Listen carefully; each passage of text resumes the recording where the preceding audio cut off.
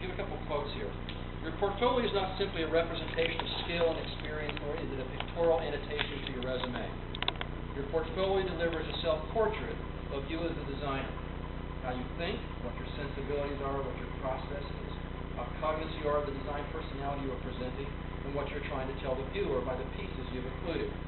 The making of a portfolio is the design problem with a concept, a budget, program, as well as a final product, and mechanism through which you communicate your individual design philosophy. Okay, so excellent quote from Roger Spears from North Carolina.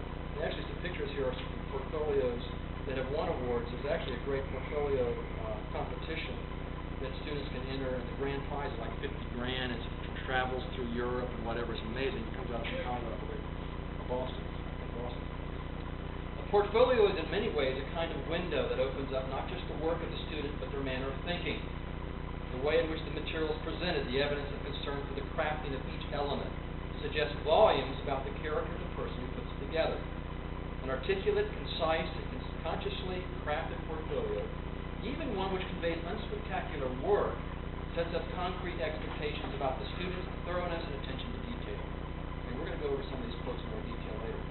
And what I did over the years of looking at portfolios, I've looked at a lot of portfolios in the last 21 years in our program, is I put together some points. I think are just pointers to you. These were pointers to my students going into advanced standing, and I'll show you an example of a student that didn't enter because of this. But you're going to look at basically portfolios at this first one, design 1, 2, and 3 for advanced standing in the program. And these are just some points we're going to talk about. One is about your work. It's a range of work, issues of order and clarity, craft, hapticity, your best work, input, and expression. The first point I want to make is it's about your work. Fundamentally, the portfolio review is not a review of the package, but the work inside the package. Its purpose is to communicate to the faculty the student's design capabilities and potential for success in next level design. It also serves as a means of communicating with design professionals. And for you, if you're entering our program, it helps us realize if you should be in our program or not.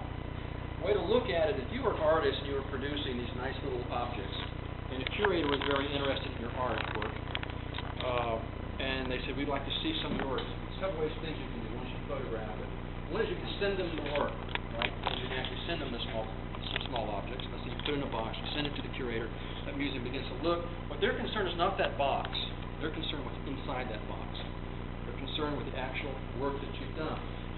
Now, let's say you wrapped it wrong, poorly. Some of the work may be broken. It's, so the wrapper is important because it has to get to that curator. It has to get to that person. But it's not the most important thing. A lot of people say, well, if I had a different cover, if I had a different design, if I did this a little differently, I think I would have got in.